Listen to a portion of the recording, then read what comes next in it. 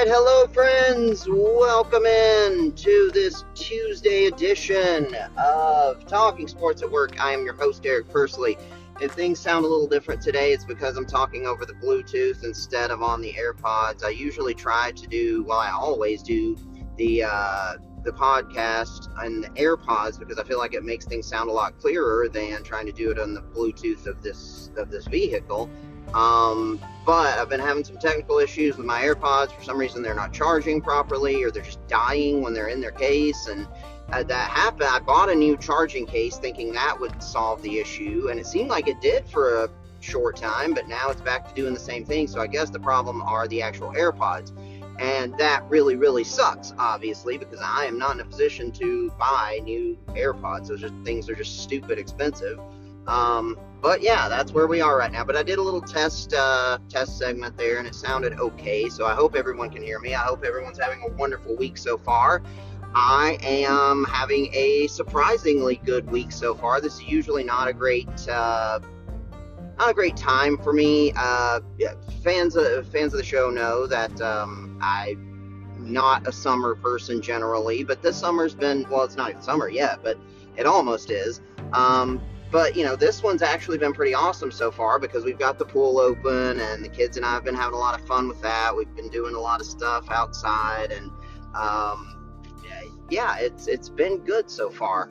And you know, plus there are a lot of other things that go into my ups and downs and mental disorder and mental well-being. And yeah, there's no point in diving into all of that because that would, we could do an entire other podcast just on that topic.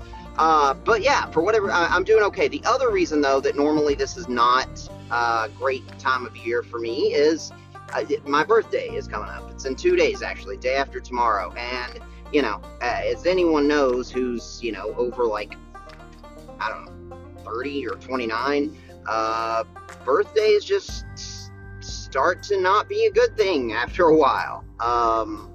Yeah, I don't even think I need to go into much detail with that.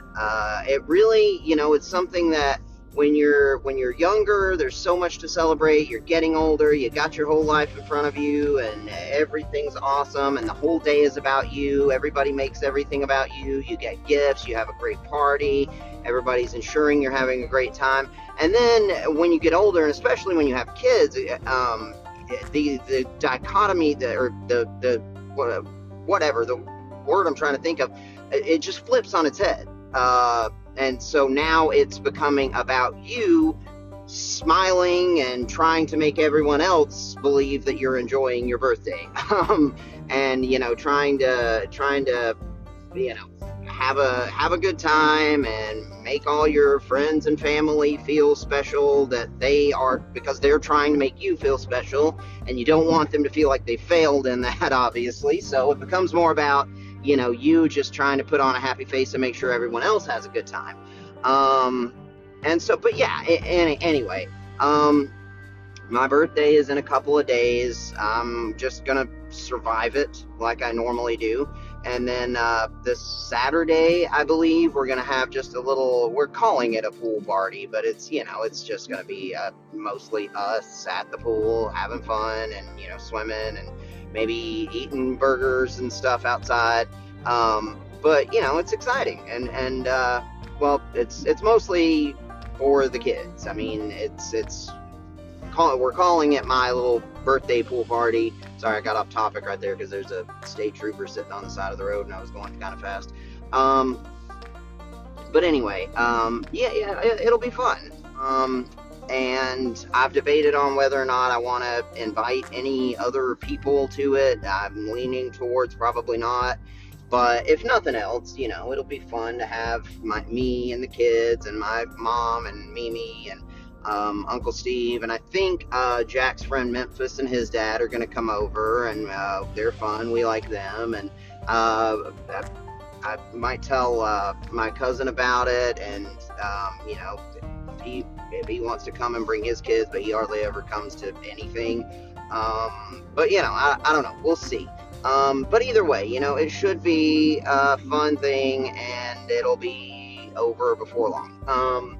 But yeah, I mean, you want you don't want to let everybody down and make them, because I know my mom is going to try. I know the kids are going to want me to have fun, and it's going to be a little thing, but for me, it's mostly going to be about getting through it.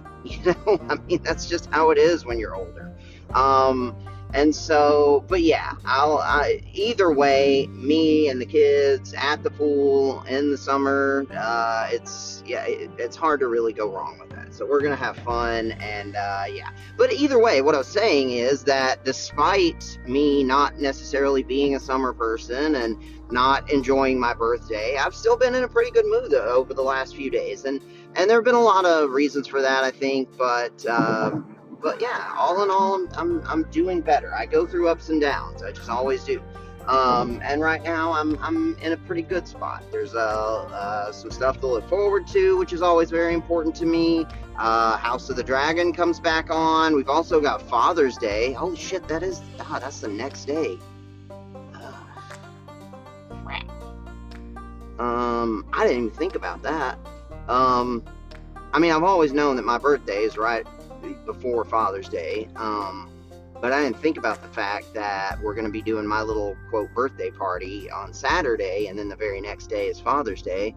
We already actually made plans to go to the Sky Zone trampoline jumping place, which is a lot of fun, on Sunday, with John and Memphis, Jackie's friend Memphis. I mean, I don't guess Father's Day will have any impact on that. I don't know. I mean, it's not like I have anyone I basically have always gotten that holiday off. But, I'm sure the kids will want to try to do something special or make me something or whatever. But, yeah, you basically, I always felt bad for people like my kids. Two of my kids right now are in the position whose birthdays are very close to Christmas. Jack's birthday is 2 weeks before Christmas. Arlo's birthday is 2 weeks before that. And so you kind of don't. But me, on the other hand, I always had it awesome when I was a kid, because my birthday is right smack dab in the middle of the year. And so then I've got a whole full birthday, and then 6 months later, it's Christmas. But anyway, I guess this is kind of a similar thing now with Father's Day. Whatever. I don't know. I'm off topic here. I don't even know that I was ever really on topic, but not that much to talk about really in terms of the sports world today. That's just the way it is this time of year. That's another reason why I don't always like this time of year. But we do have some interesting. I've started watching the Vols baseball a little bit, and that's looking good. And we have the NBA Finals, which hopefully no one followed my betting advice for that, because dear God, I was totally off on Game 1. And then Game 2, it just really felt like Kyrie has let them down so much. I mean, they've needed so much more from him in both of these games. And then Porzingis in Game 1 was obviously just he was the reason everything went that way. Like, he was the dude in that game. And I didn't expect that. I thought he hasn't played in over a month. He's going to need to sort of get back into rhythm. But, man, he just came right out of the gates roaring and was unstoppable on offense. And then also that you just couldn't get anything past him at the rim on defense. So that's a problem. That's going to continue. He wasn't quite as big in Game 2, but he still had a lot of big plays at the rim, and was a very big factor in Game 2, and that's just going to continue. So the Mavs right now, well, we'll dive into all that in a few minutes. I also was going to maybe talk about tiny bit of football stuff, and maybe a little bit of a wrestling thing that the kids and I watched a little bit. They're super into wrestling right now, so I'm torn about how I feel about it, honestly. So yeah, I'm going to take a quick little break, and we will dive into some of that crap and more.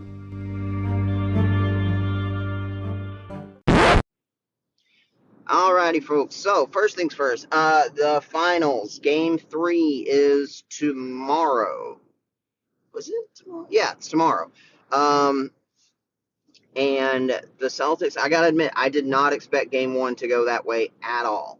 I really thought it was going to be a tight game, and I thought, if anything, it might kind of be flipped where Dallas punched them in the mouth, and because they just had not played anyone Dallas's caliber in the playoffs yet this year.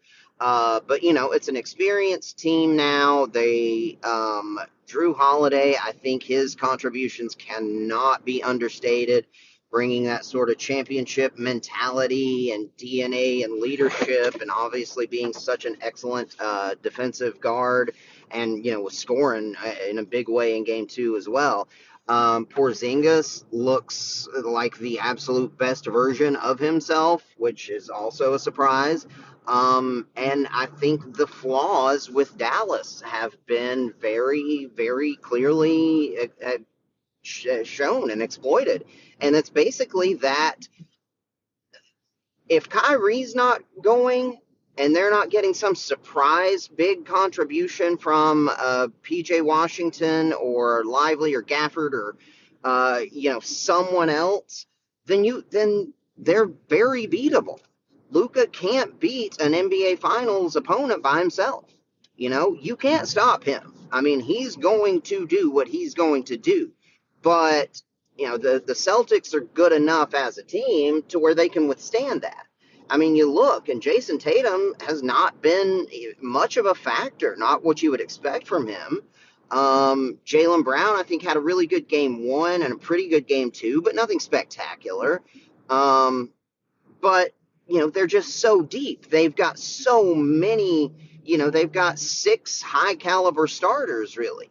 And Dallas just, if Kyrie is not on his game, which he was not in Boston, and I was torn. I know I said that I felt like he would have a big game, but I heard that on the radio, honestly. I heard them talking about it, and they kind of convinced me of it because I was on the fence 50-50 as to whether or not I thought Kyrie would it was one or the other. He was either going to have a big game or 2 big games, or he was just going to suck. Because the old Kyrie, you knew would have sucked. You knew that going into an environment like that with all the history and his, mental sometimes fragility, that he was not going to be up to the challenge. That the crowd would get to him, the pressure would get to him, but it felt like he had grown and changed and matured so much as a player and seemingly as a person in his time in Dallas that you felt like maybe he was going to be able to come out there and really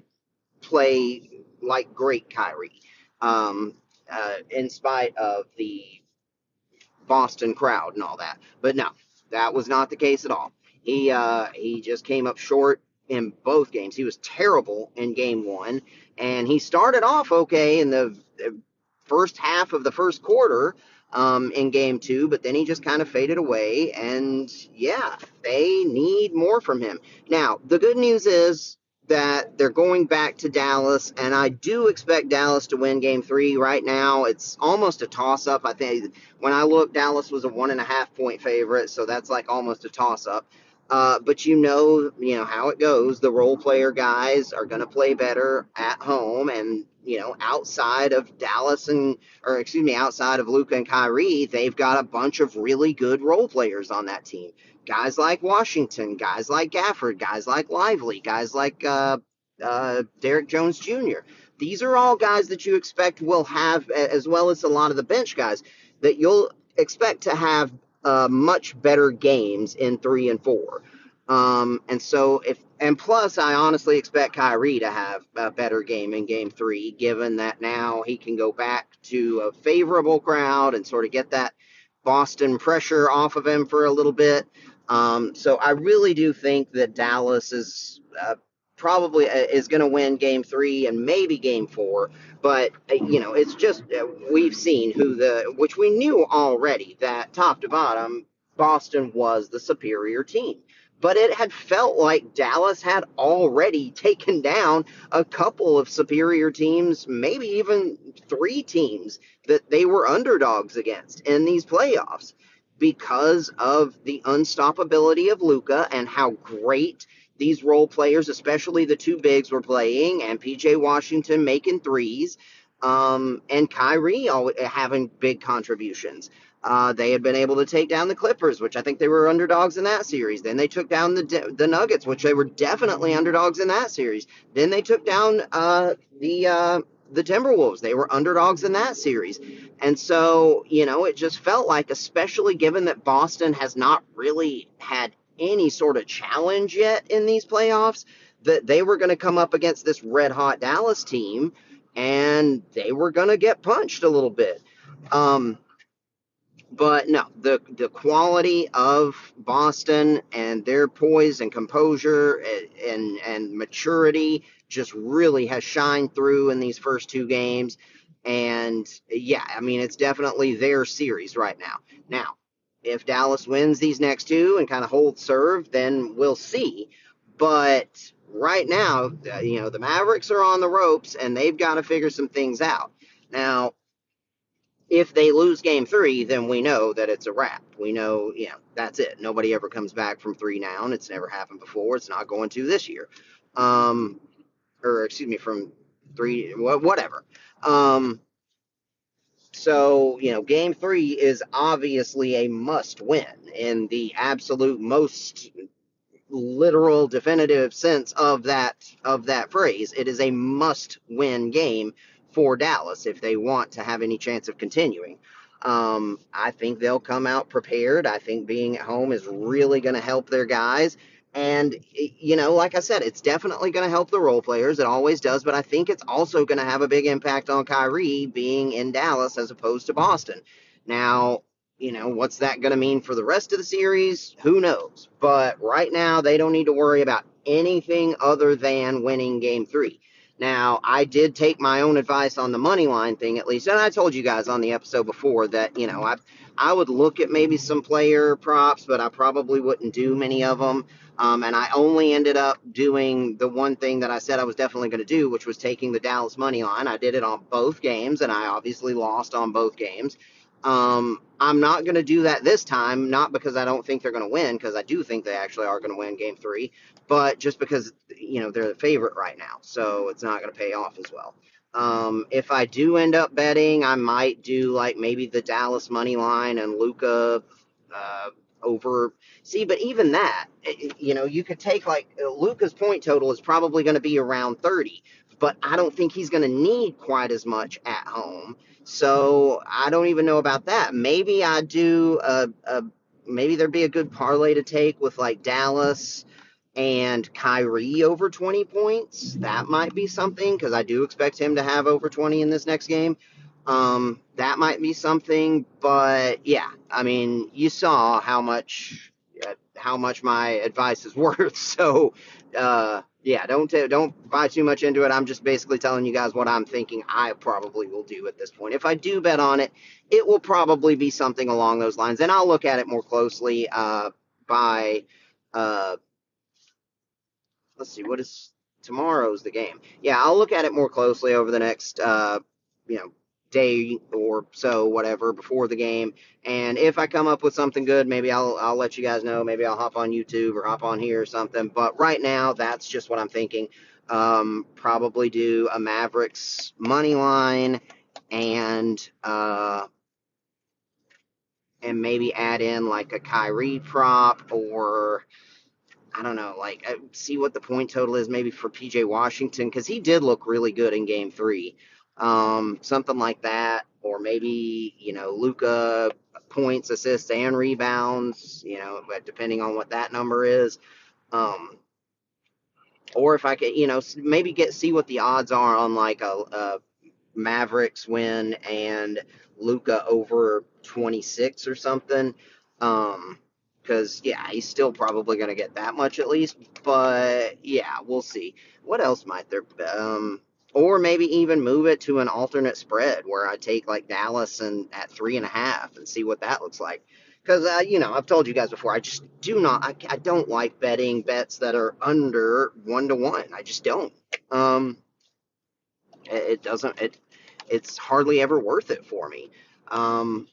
But anyway, those are my thoughts. We'll see. I'm not totally even sure, or I'm not super confident that Dallas will win game three, but I do feel like I think they are, but I also thought that they were going to get either game one or game two, and we saw how that worked out. But now, having their backs against the wall, Boston had obviously a huge home court advantage. Now that's going to flip to Dallas. Hopefully they can win 3 and 4. I do think that they will win 3 and maybe be able to stay on track and win 4, and then we'll just basically have a whole new 3-game series, and we'll see how it goes from there. But yeah, I said all along that if I'm guessing, my prediction for the series is depending on if I'm betting for who I want or who I think, heart versus head. My heart is going to say Dallas in 7, or I think I said Dallas in 6 or 7, but my head is probably going to say Boston in 6 or 7. So yeah, I guess I'm just riding the fence as much as you possibly can right now. But anyway, if you do want to take my advice for what it's worth, I do think Dallas is going to win game 3. Maybe see if you can throw on a little, a likely player prop that's going to hit and get it up, get your odds up a little better. Or maybe do an alternate spread where you take Dallas -3, 3.5, something like that. See what that looks like. I obviously can't do that right now because I'm driving, but now I've got myself wondering, so I am going to check it later when I get a chance. Anywho, we are going to take a quick break. I'll see if I can look at my notes and see what else I wanted to talk about, and I'll be right back. All right, hey friends, back again. So, I had a couple of topics that I don't know if they're whole topics unto themselves, so maybe I can just combine them. One thing is, I was listening to the radio this morning. As you guys know, I'm usually on the way to daycare and to work. I'm listening to some Sirius XM sports radio show. And I mean, you can't ever watch sports TV or listen to sports talk without hearing multiple Jets fans. That's just the way it is. And it's so ridiculous. And I couldn't help but think this morning. I was listening to the Carton show, which is on Fox in the mornings, and I think his name's Brian Carton. I don't know it that well. I've only recently kind of started listening to it, but he's a Jets fan. And anyway, they were talking about, I remember, they were saying something along the lines of the possibility of the Chiefs three-peating, and, now they're having some trouble off the field with Butker and with these receivers getting in trouble, and but they've also added some good weapons, and they're still going to have Mahomes and blah, blah, blah. And the discussion was basically taking the Chiefs versus the field. And, first of all, my thinking on that is in the NFL, if you're ever going to give me the field versus anybody, I am 100% of the time going to take the field because it's the NFL. But then if you're asking, like, if I had to just pick one team that I think is most likely, then it probably still will be the Chiefs. I mean, they've got to be the favorite again this year going in. That's just how it is. But what was so interesting about it was they're talking about the Chiefs, and then they start talking about, but don't forget, the AFC is very good, a lot of good quarterback play. It's going to be very competitive for them, with the Ravens, with the Bengals, with the Bills, and just talking about the competition they're going to face in the East, and then at the end of the segment, the token Jets fan, which it just seems he says, but don't forget about the Jets either. Don't rule them out. Do not be surprised if it's the Jets representing the AFC. And he says this with a straight face. And my thinking is, I just can't help but wonder if these guys, like this Carton guy and Mike Greenberg, and I think Mike Babchick is a Jets fan, and if all of these Jets fans, if they can actually feel the universal synchronized eye roll that happens amongst everyone listening to their show when they say stupid shit like this. I mean, they have to know, right? They have to, on some level, understand how ridiculous it is to say a thing like that. I mean, and you hear it so regularly. I mean, there are more Jets fans in media than there even are Cowboys fans. Even though the Cowboys get more media coverage, I think that's because they, are a bigger brand. But Jets fans are more represented in media people, as, there are more media people who are Jets fans because it's New York. And so much of, media is New York. And so many of these people come from New York and grew up Jets fans. So they are better represented than any other fan base, yeah, in any sport, yeah, it seems like, are Jets in sports media. They're always going to be Jets fans on just about any sports show. Um, but I just can't help but wonder, like, can these people, when they say things like that, like, can they feel all at once thousands of people rolling their eyes at how just ridiculous that is? It's so silly. And it's one of the many reasons why I don't like the Jets. And it was it was the reason why a part of me almost chuckled. I mean, I wasn't happy to see it, but when Aaron Rodgers went down, 4 plays into the season, a part of me almost chuckled, even though I like Aaron Rodgers as a player. I don't think I would like him at all as a person. I mean, there had been more hype surrounding that team than any other I can remember. There had not been a single football show, sports program on ESPN or any other major network or any other major media outlet the entirety of the offseason that year that didn't mention the Jets in at least one segment. They were all anyone talked about. Is the trade going to happen? Are they going to get Aaron Rodgers? And then it was like, well, yes, they're going to get Aaron Rodgers, but when is it going to happen? What's the holdup here? And then they make the trade, and it's like, oh, now when's he going to arrive? And then it's like, oh, here he is. Oh, okay, here he is signing his contract, and oh, here he is showing up at practice for the first time, and oh, here they are on Hard Knocks, and oh, here he is getting all his guys, bringing them in, and Jets. I mean, they already are the most overcovered sports enterprise in existence. And so now you throw in an actual reason for them to be optimistic and be excited, and it was just way, way too much. I mean, if you didn't already hate the Jets before that offseason, you definitely did by the end of it. And so anyway, that was my thoughts. You know what? I talked long enough about that I think I can take a break, but God, the Jets are just the most ridiculous franchise in existence, and their fans are so delusional, and it's just absurd. But honestly, though, here's the thing: Jets fans probably aren't any more delusional than any of the rest of us when it comes to our fandom. But they are just so overrepresented in media that it seems that way because you have to hear about it so much more with them. So anyway, I just have to wonder if these people, when they say these crazy, silly things, if they can just feel an entire nation or however many people are listening at that moment collectively rolling their eyes at once. Anyway, I'm going to take a quick break. We'll be right back. Hey guys, back again. So the other interesting, relevant piece of news that's happened over the last day or so, Dan Hurley has rejected the Lakers. Is it good for him? Is it bad for them? Is it good for them? Did they dodge a bullet? None of us know. No one knows. We can conjecture, we can predict, we can say whatever we think. We can try to skew it one way or the other, but the fact is, it feels to me like the Lakers screwed this up and missed out on a guy who could have been their the most important person in their franchise since Kobe Bryant.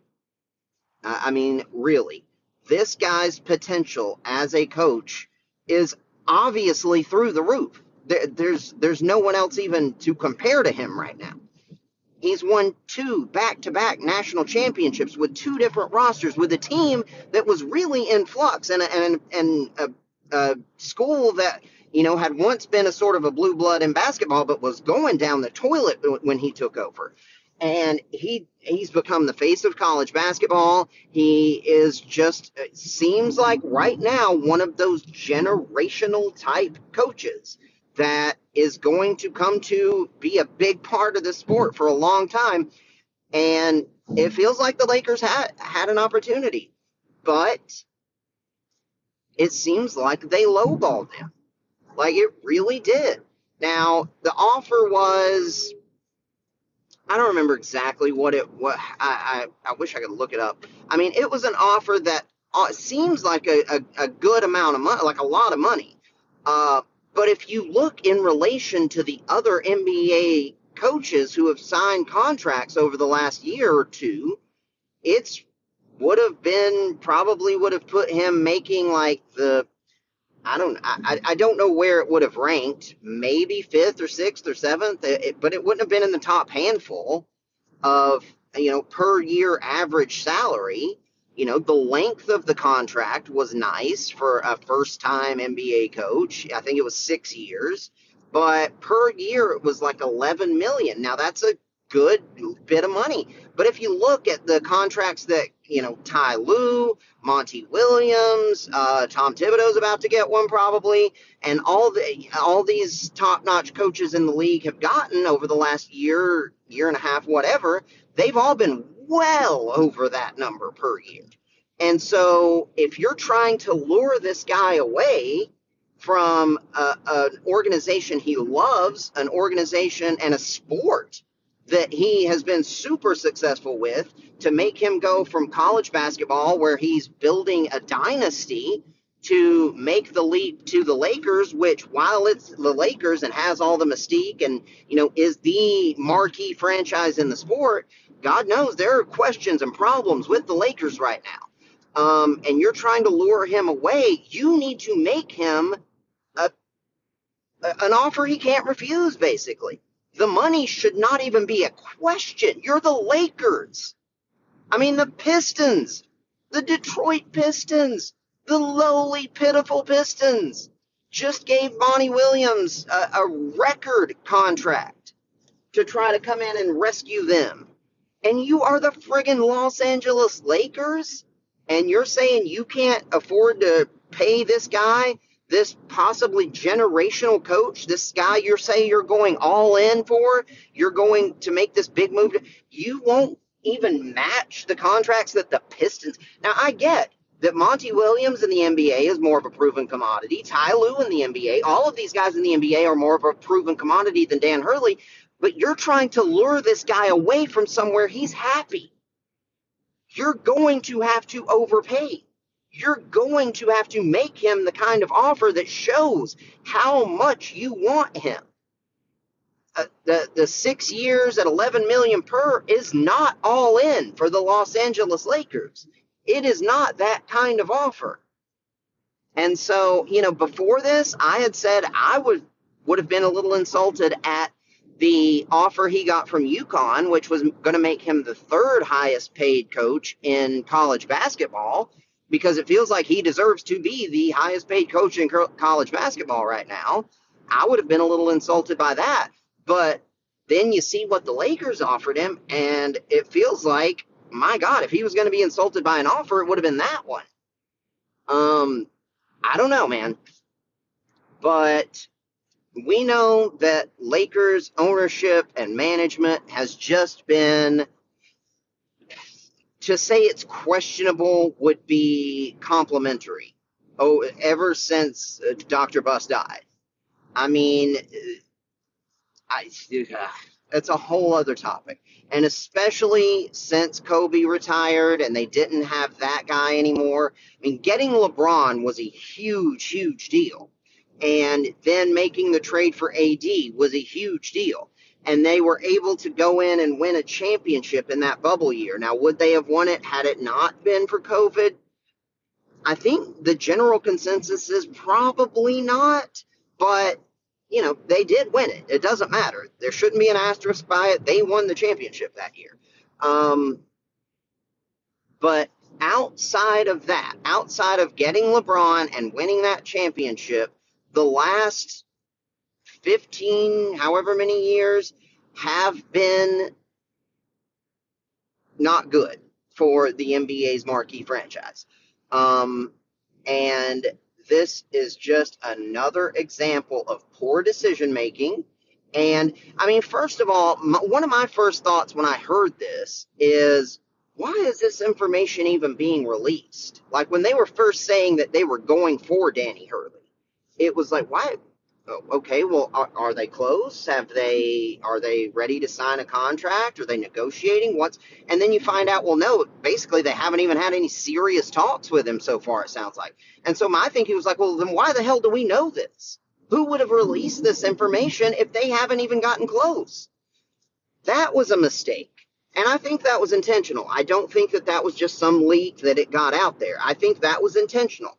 I think the Lakers were thinking that maybe this would have some influence on him, or maybe it would at least show that they were trying to take a big swing and show the fans and the world that, you know, they're going all in, they're going for it. I don't know. I really don't know what their thinking was, but it was a poorly calculated risk that even before we found out he turned him down, I thought was poorly calculated.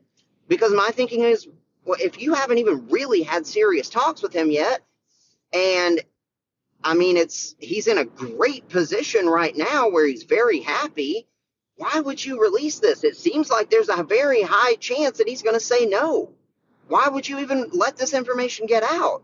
Because if he does say no, you're going to look like idiots. And what happens? They look like idiots. They look like a poorly managed franchise that doesn't know what they're doing, that released this information hoping it might influence him, or hoping it might show the fans that they're trying to do something, or I don't know what they're thinking. But they never should have released this before they had serious talks with him. We should not even have been talking about, we shouldn't have even known that Dan Hurley was in a position to turn them down. Now, eventually it would have come out, of course, and we would have found out probably once they talked to him. Somebody would have talked. Somehow it would have leaked. But that would have been okay. That's expected. But to release it days before you even really have serious talks with him, that was dumb. That was just stupid. That was a poor decision. And then you find out the contract they offer him, which on the surface seems okay, seems like a good one, but it's not a great one. It's not the kind of deal you would offer to somebody that you're hoping to lure away from a great situation in which he's really happy. Yeah. So anyway, those are my thoughts on the Lakers. Where do they turn now? I don't know. JJ Redick, that seemed to be their top choice until the Hurley information came out. And maybe there was something to that. Maybe they wanted to turn people's attention away from JJ. I don't know. But there's him, and then there's another guy who I can't even remember his name. I guess he's a popular assistant coach. He must be an up-and-coming assistant because I can't remember his name. But he's the other guy that I've heard mentioned. It seems like him or JJ Redick are the two most popular alternatives now. But now everybody knows that the Lakers were rejected.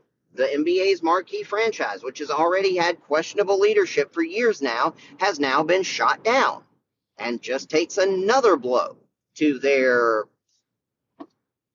reputation, to their prestige. So, you know, I don't know what they do now. I mean, JJ Redick's obviously a likable dude, and he was a really good player. No one knows how he might be as a coach, but he's obviously got a very good rapport with LeBron, and, you know, I don't know. We'll see. NBA coaching is weird. I'm not as much of an expert in NBA coaching as I am with football anyway, so I'm not even going to dive into the specifics or give my own input, but it feels like Dan Hurley was as good of an option as they possibly could have hoped for, and they screwed it up. Now, it's possible that they could have offered him they could have broken records. They could have offered him $18 million per year, and he would have said no. That's very possible. We don't know, though. What we do know is that they offered him this pretty good contract, and he said no. And so now we get to speculate that maybe if they made him a really good contract offer, he would be in LA right now taking pictures and doing a press conference. Who knows? But anyway, that's the Lakers in a nutshell for you. So I'm going to take one more quick break and I'll be right back. Hey folks, back again. So we're going to go ahead and do a quick lightning round of topics and wrap today's episode up. So what I had left, a handful of things on my docket. One was UT baseball. I watched the couple of games with them against Evansville. One they won, one they lost. I didn't watch the final game of the series, which they won, but I did watch Tony Vitello's press conference afterwards, which was very inspiring and very cool and very, I mean, if you don't already love that guy, well, then you're not a Tennessee fan, I guess. But, you know, if you are a Vols football or basketball fan, then you got to love this guy. And, yeah, even though I'm still not a baseball fan, I'm going to try to watch them in the College World Series. I've set reminders to do so. And, yeah, we'll see. I mean, they are the number one overall seed right now. They're the number one team in the country. So, you know, you got to be excited. But apparently the number one seed hasn't actually won the College World Series in a long time. So, you know, you kind of got some good and bad there with that. Then we also this morning watched a little bit of the WWE draft on SmackDown, which I was very interested to see because and apparently it happened a month ago and we kind of watched it by accident. I don't know why it's what came up, but my son has been wanting to watch. I mean, both of my boys have been super into wrestling over the last couple of months, and that's been partially my fault because I used to be really into it when I was a kid. But I don't know anything about the new wrestling. I haven't really watched it since about 2000, maybe even a little before. But, you know, I've been watching a lot of it with them and been enjoying the nostalgia of it all. And Jack's friend is very super into wrestling as well. So he has somebody else to talk to. And, you know, he's the one who tells him about most of the new guys. And plus, you know, he learns stuff playing the video game. And anyway, so I haven't watched it since well before they started doing the whole draft thing, and I've always been a little curious about how that worked. So I ended up putting it on for him for a few minutes this morning just because he'd been asking to watch some of the new wrestling, and I have not wanted to, but I figured, you know, we got a few minutes before we have to leave, so I'll let him watch it. I'll watch it a little bit for a few minutes before we leave this morning. And we ended up on SmackDown, and for some reason it played an episode from a month ago, and I still don't understand exactly why that's the episode it played, but it did. And it was the draft episode. And so I was like, oh, okay, well, this is interesting. Let's actually watch this. And it was pretty cool to see. I kind of like it. Like, I've never, and for wrestling fans, I'm sure, you know, you guys all know very well how this all goes. But as I said, I haven't watched wrestling in over 20 years. So I haven't really watched it since, you know, before WCW went out of business. So, but to see the whole thing about, you know, SmackDown is one thing, Raw is one thing, NXT is one thing, and to see how they did the draft, it was pretty cool. I like it.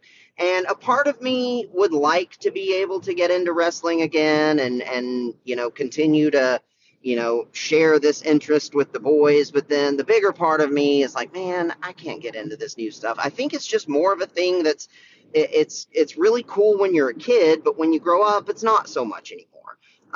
And so I still like watching the old wrestling that I remember from when I was a kid because it was, you know, it's nostalgia for me. I consider to be the peak of wrestling, of professional wrestling, was the whole, you know, Monday Night War and the Attitude Era and the NWO and DX and Shawn and Stone Cold and Goldberg. And, yeah, you know, that was sort of the pinnacle of professional wrestling. I think that was probably the best era. And I think that's kind of a general, I don't think I'm the only one who feels that way. But, you know, there's still a lot of good stuff to it now, too. Cody Rhodes is really interesting, and it's cool to see Dusty's kid doing well. And I feel like I would like Roman Reigns, even though I've never watched it. I feel like I would like him, and he's somebody that I at least recognize because he's so, you know, been so popular for years now. And he's, you know, part of that family, that Aloha or whatever family that, you know, Rikishi. I think Rikishi is his dad or his uncle. Rikishi is his uncle, I think. and he's Jay and Jimmy Uso's father, if I'm not mistaken. But The Rock is a cousin in there as well. Yokozuna is part of that family. And but anyway, Roman Reigns just seems like somebody that I would like. But now he's out of it, and apparently he has leukemia. I didn't even know that till a friend told me that day or two ago. But he's now taking an extended break since he lost at WrestleMania. So, one of the few guys that I feel like I would actually like in it is not currently in it. My son Jack really likes Cody Rhodes, and he seems interesting, but I don't know that I could get into any of the rest of them. Seth Rollins seems like somebody I might like, maybe. Um, but I don't really know that much about him either. But yeah, I mean, I just don't know that I could get into any of these undercard guys. I mean, maybe we could watch the pay per views and stuff because they're on Peacock now. And maybe we could watch these big main eventers and stuff like that when they happen. Like we watched WrestleMania. That's what actually began this whole wrestling trend for us as a family. So maybe we can keep doing that, but I don't think I'd be able to watch Raw and or SmackDown weekly nowadays. It's just not. Yeah.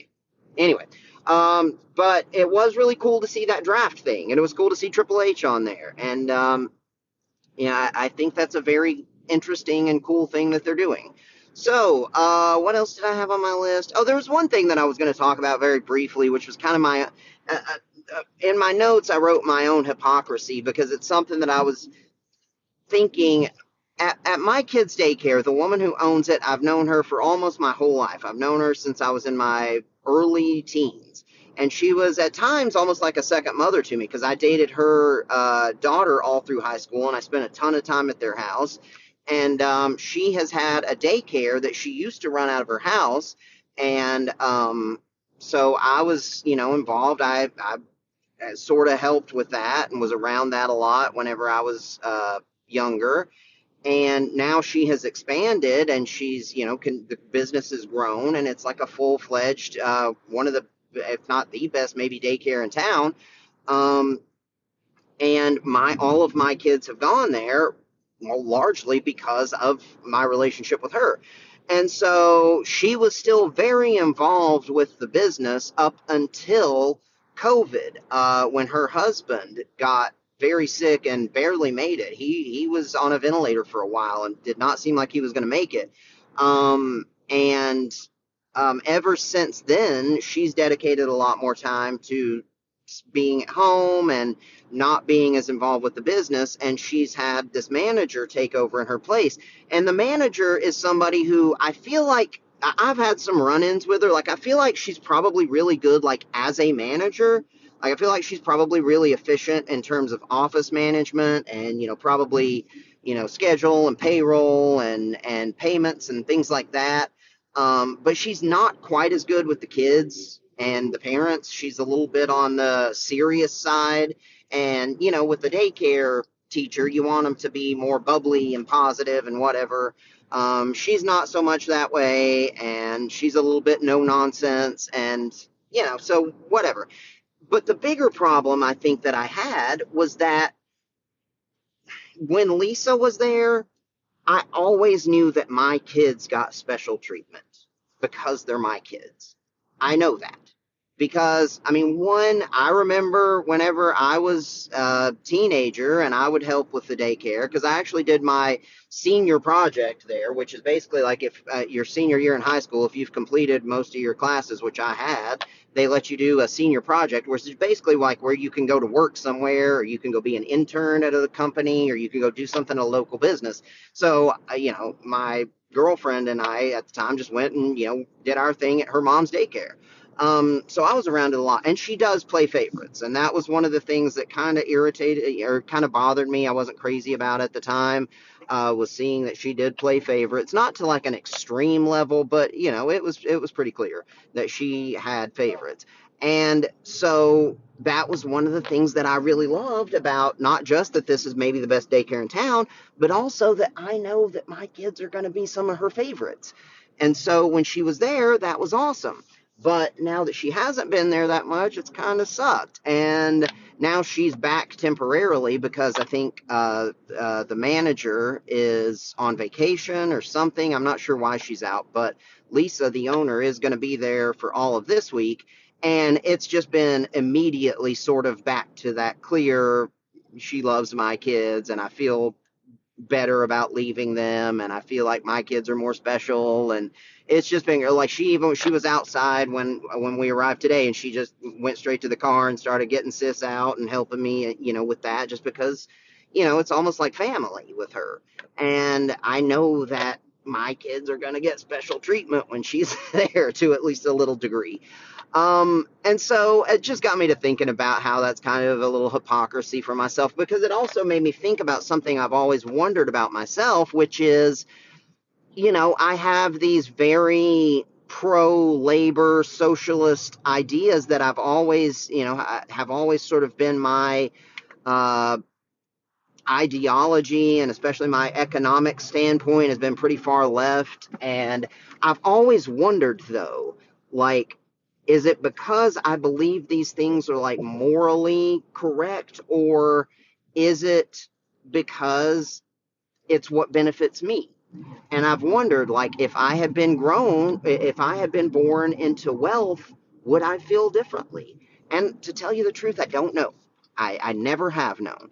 I do still feel like I would probably still have the liberal leanings towards, equality and, income equality and anti-elitist stuff and anti-billionaires and anti-corporations and pro-labor. I still think I would have those leanings, but I don't know how solid I would be in my convictions if it didn't directly benefit me to have those convictions. If I wasn't representing myself in that, and the well-being of my family. And so anyway, it just kind of got me to thinking about that, and had me thinking about, would I be a hypocrite? Because right now, it makes sense for me to be pro-labor, pro-union, pro-income equality, pro all that stuff, because I'm working class and I want, my family and families like mine to have more opportunities and to be in more stable, secure, happy positions.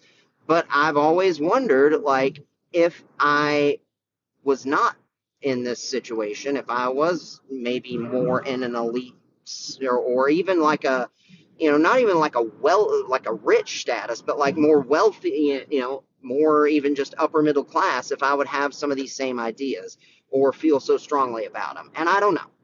Who knows?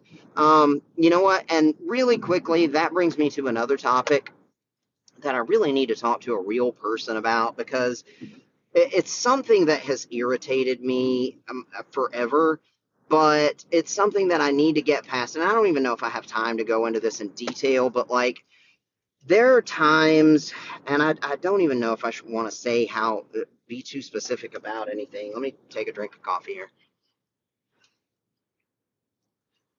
But it's always bothered me to hear people say some things, to hear people who have only ever known some level of privilege talk about money or anything in that realm with the complete lack of self-awareness and lack of appreciation and lack of understanding that often comes with being born into privilege.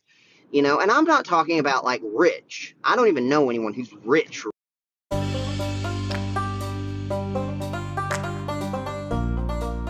Hey, sorry, friends, I had a timer go off on my phone there, so a little interruption. But anyway, I was just saying, like, I don't even know anybody who's like rich, but even just like, well, upper middle class, comfortable, like relative around here to what would be considered well off.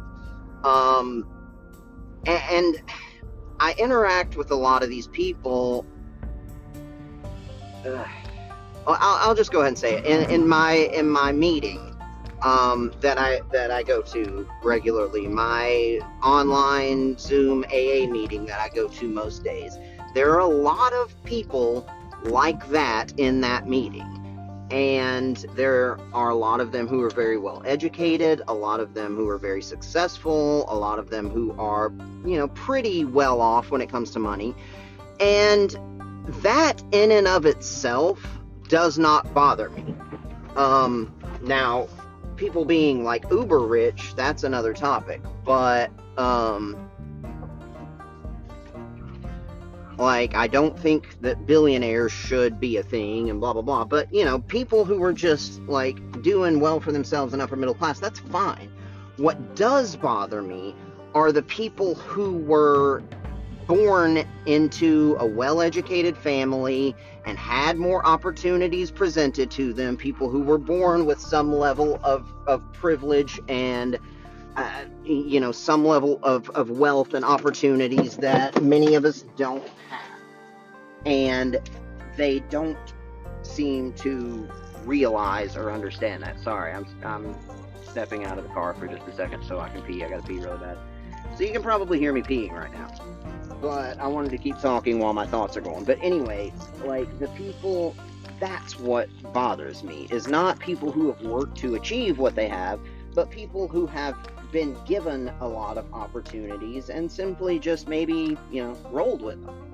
Not people who have worked to make their own opportunities, but people who just didn't blow the ones that they were given.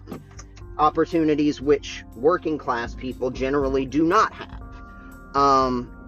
And so I have to hear a lot of examples of people talking about things and in that sense, especially in that group, one person, I'm going to try not to be too specific, but anyway, I'm not going to be too specific. I'm not going to say anything, but somebody complaining about vacations they were on. Somebody complaining about a money thing, that anything like that. I don't want to be too specific for obvious reasons, but anyway, just hearing that kind of shit it just eats away at me. And I've been thinking a lot about, I've always known that about myself, but I've been thinking about it a lot lately, trying to understand it more and trying to deal with it, because it's something that it's a me problem. These other people, they didn't do anything wrong necessarily, and even if they did, there are people like that. Maybe even most of the people I'm probably going to be around are to some degree. So I need to figure out how to better deal with that. The problem is with my own envy and my own, insecurity or unhappiness with my current status and level of opportunities that I've had and mistakes that I've made. And, it's all, the problem is with me. It's not with these other people. So anyway, I've been trying to work on that and figure that out. And anyway, I don't even know why I got into this on here, but this is something that I've honestly been meaning to talk to someone about. The one person in particular, my AA sponsors, who I probably need to talk to this about, but I just haven't, because I don't often do that. And anyway, so I don't even know why I was getting into all this. It had something to do with what I was talking about, I guess, the special treatment and my, working class ideology and all that, I guess, is what I was going to. But anyway, that's a whole other topic, and it's probably not something that's super interesting or great for the podcast for a variety of reasons. But anyway, that's where my head is right now, and I'm going to try to get it back to a more positive place. And I'm going to also try to learn how to deal with that better as well, So anyway, I am going to go ahead and close out today because I need to get to work, and I'm almost to my route, and I really hope everyone has a great week this week. Wish me a happy birthday in a couple of days. Normally I have Wednesdays off, but not this week. I'm working tomorrow, which is honestly, it's good and bad. It's good because it's overtime, and that's a really good thing for me. but it's also the time that I normally use to do my schoolwork, if I'm going to get any writing done, if I'm going to get any housework done and stuff like that. So I'm going to have to try to find other times to do that this week. So it's going to be a busier week. But anyway, I might be back on here tomorrow. There's a chance, but either way. Oh, also, if you haven't been checking out the YouTube channel, we finally got back on there and started doing some more stuff over the weekend. Put some videos of some more gaming videos, some pool videos, some soccer stuff. So there's more stuff on there. I'm going to try to continue. I think I got away from it for a little while with that and the podcast to some degree. I just maybe kind of lost interest or just wasn't feeling it. But now I feel like I'm getting back into that. So that's a good thing. And that's probably also sort of tied to my good mood or vice versa lately, that I'm getting back into this, and the things that I had maybe lost some interest in, or I'm regaining interest in, so that's awesome. So yeah, keep an eye on the YouTube channel, keep an eye on the podcast. We'll continue to be doing more stuff. I hope everyone has a wonderful Tuesday, and I'll talk to you again soon. Love you, bye.